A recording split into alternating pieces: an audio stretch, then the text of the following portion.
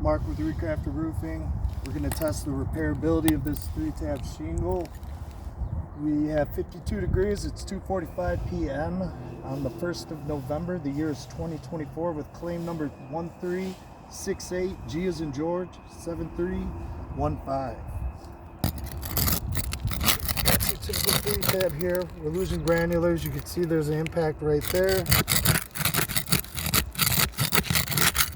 Still trying to stay straight up and down.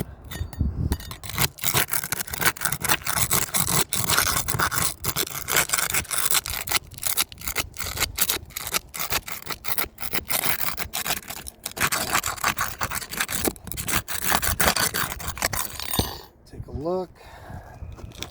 Try not to break it. So we have matting transfer. When you look here at the base of the shingle, you can see the edges here now have crack. It is now compromised. These are little tears. I'm not creating this. These are here from what I just did.